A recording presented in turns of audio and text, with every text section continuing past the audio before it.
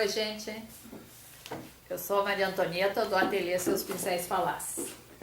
Para aqueles amigos que não do Face, online, que a gente não conhece pessoalmente, eu prometi, né, e para os outros amigos, para fazer uns videozinhos sobre pintura.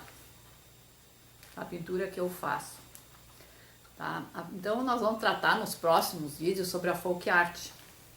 Mas eu vou dizer assim, que antes de a gente saber começar a parte de pintura, a gente tem que aprender determinados termos. Eu sei que tem gente que essas minhas aulas não vão adiantar nada, tem gente no Face que pinta 10 vezes melhor do que eu, né? Mas eu acho que para aqueles que não sabem pintar vai ser muito importante, para aquele que dá aula, para poder explicar direitinho por que ele está pintando a folk art, o que ele está fazendo dentro da folk art. São termos básicos, são ideias pequenininhas que vai valorizar o trabalho. Então eu acho que todo mundo vai tirar algum proveito, né, dessas que estão começando, e todo mundo vai aprender a pintar. É um pouquinho de esforço e nós vamos chegar lá. E isso é muito importante em determinada, vamos dizer, época da vida da gente. A gente se sente bem quando o outro também fica feliz. Então vamos lá.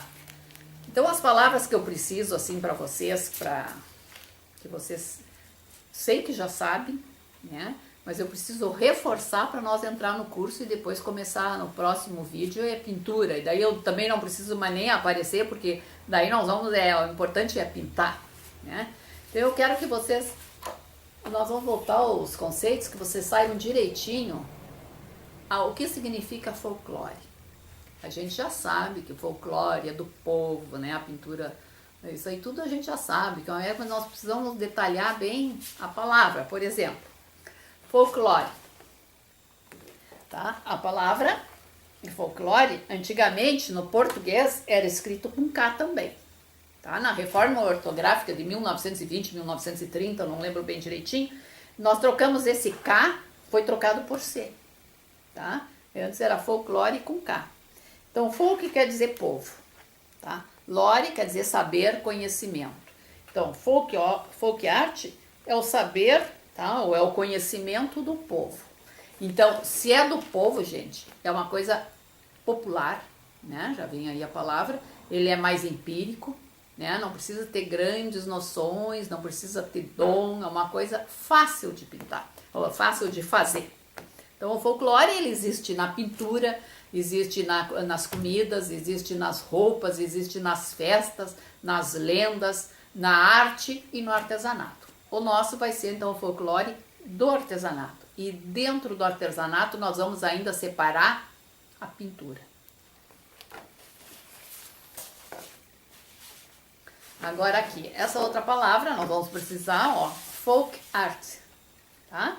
Então vamos, olha aqui, ó, nós vamos fazer a comparação das duas para vocês associarem as duas. Folk nós já vimos que era povo. Olha aqui, ó, folk é povo. Art é arte. Então, é a arte do povo. De novo, voltamos a ver que é o saber do povo, é a arte do povo, é aquilo que ele faz. O produto da arte do povo se chama artesanato. Então, o artesanato, se nós buscarmos a origem da palavra também, é uma palavra também composta aqui, vai ser o artesão, essa consoante de ligação, que ninguém precisa saber por que a consoante de ligação, que ela serve para unir as duas palavras, e ato de fazer. Então, esse produto, ó, é o fazer do artesão. Artesanato, então, é o produto, é o fazer do artesão, é o resultado.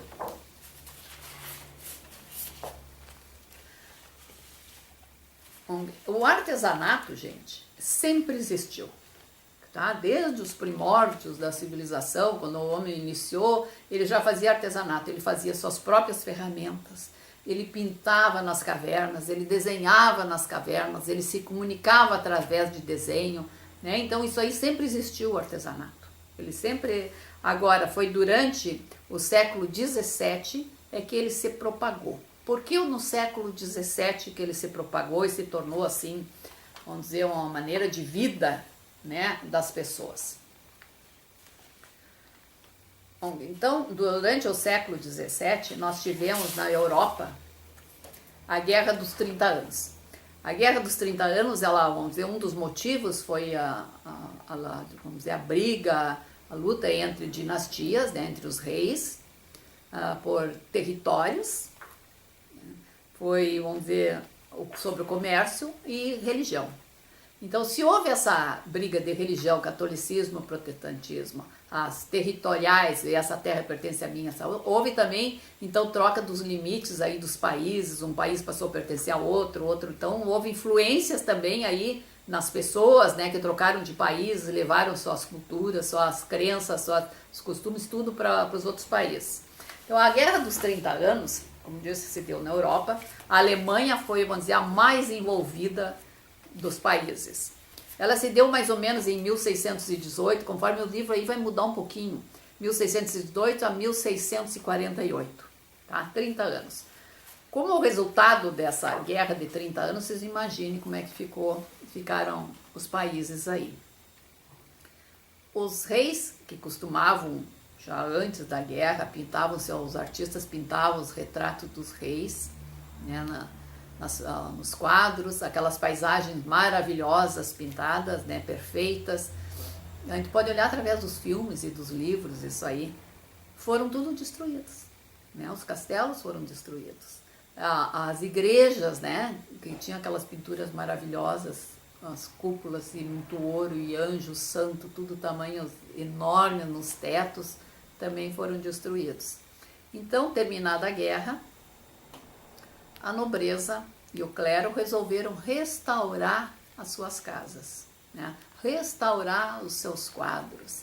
Então, aqueles grandes artistas, todos eles se movimentaram, foram convocados e vão pintar tudo de novo. Então, houve o restauro. Este restauro trouxe muito movimento de cor, né? Alegria, a cor traz alegria. E os colonos, né, quiseram também pintar.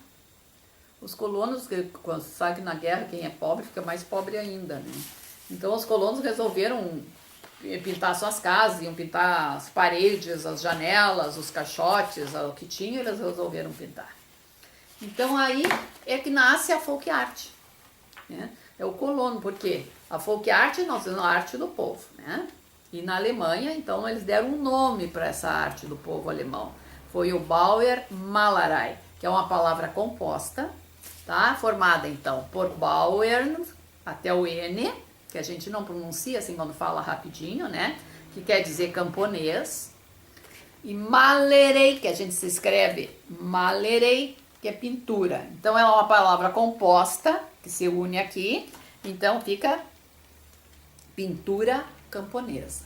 Então, o Bauernmalerei é o folk art, da Alemanha, tá? Então, uma pintura alemã, é uma pintura do povo, a arte do povo. Então, o Bauernmalerei tem que ser uma pintura fácil, tá? Nós vamos ver por quê.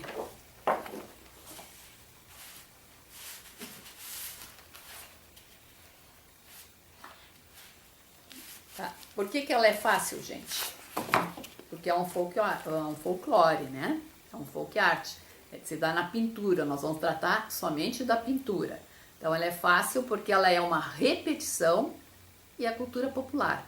O que faz, por exemplo, assim, que eu noto assim nas pinturas, nada como crítica negativa, eu acho que a gente tem problemas um pouco de comunicação, de tradução, então as pessoas se esforçam para pintar e pintam até bem, mas só às vezes não está encaixado bem dentro da folk art, né? Dentro da Bauernmalerei, tá? É uma pintura decorativa, mas não chega a ser Bauer, tem uns errinhos ali. É como nós aprendemos a escrever. Se a gente aprende o alfabeto, a gente depois aprende a unir as letras do alfabeto para formar as frases. Então, por exemplo, eu vou unir C com A, S com A, vou escrever casa. Eu não posso escrever, apesar de ter o som de S, eu não posso escrever com Z. Ter o som de Z, eu não posso escrever com Z, é com S. Eu vou unir palavras e vou formar frases. Eu vou unir frases, vou formar uma redação, né? Mas eu tenho que obedecer, cada palavra tem que ser obedecida para eu poder formar aquela redação toda. formar os períodos, as frases, eu tenho uma sequência, e assim é na pintura. Eu vou ter dentro do Bauer, eu vou ter flores, né, várias flores, que nós vamos dividir as flores entre tulipas, rosinhas e margaridas. Tá? Rosinha, nós temos 80 e poucas rosinhas. Agora, essas rosinhas, gente, não é eu pintar de qualquer jeito, né, a rosinha. Eu tenho que fazer como eu escrevi casa, como eu escrevi a palavra Alemanha, como eu escrevi a palavra, sei lá, ateliê, eu tenho que juntar aquelas e fazer as rosinhas. Se eu juntar de uma maneira, de uma cor, de uma coisa, vai ser aquela rosinha. Se eu juntar um pouquinho diferente, vai ser outra rosinha, né? E assim vai ser 80 e poucas rosinhas. As tulipas, a mesma coisa. Porque tanto a rosa como a tulipa, assim, pra gente pintar igual, assim, não é para qualquer um.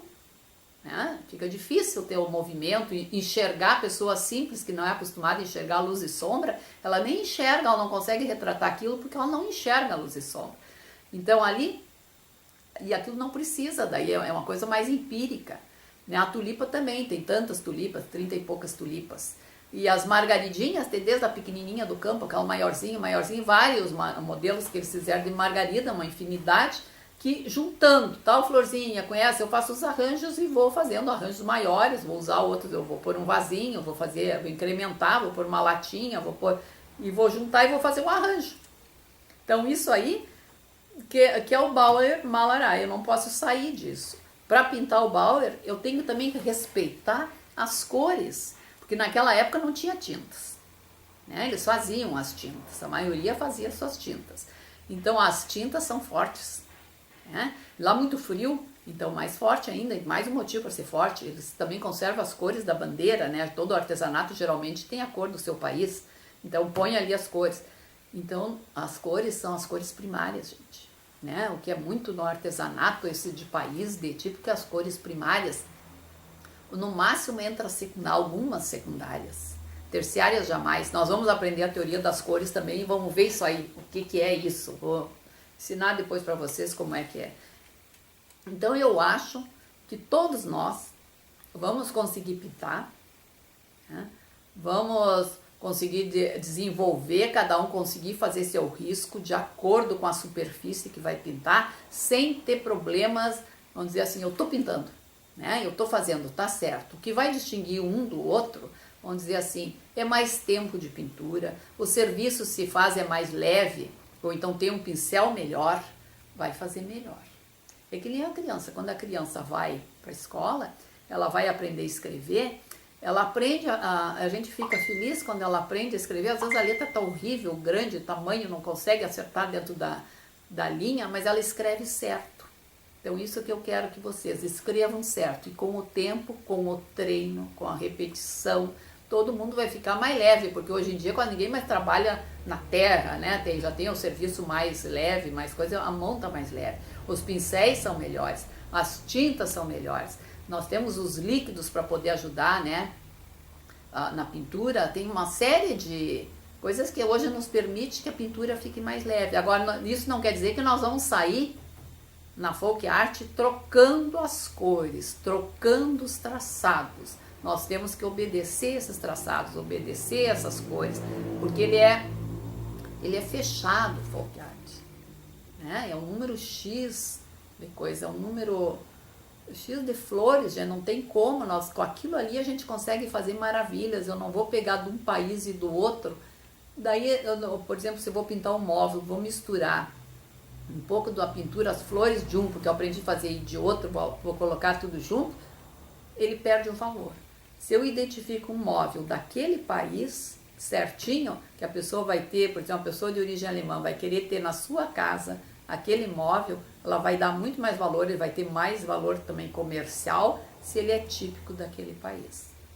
Tá? Então é isso assim que a gente vai trabalhar. Espero assim que vocês fiquem contentes, espero que a gente troque dúvidas, que vocês peçam, né? Porque às vezes a gente não fala, pra gente é tão óbvio, eu que trabalho com isso já há muito tempo, que às vezes não passa desapercebido, eu coloco, né, e esqueço de escrever, porque eu acho que todo mundo já sabe. Assim eu procurei na literatura trazer o bem simples, pra gente poder meio se equiparar todo mundo, e ir lutando junto, e treinando junto, que eu espero que todo mundo possa pintar tá, gente? Nos próximos eu não preciso nem aparecer, vai ser só a mão, né? Porque meus filmes são caseiros, né? Mas vai dar certo, todos nós vamos nos sentir bem, tá? Tchau então para vocês, até o próximo.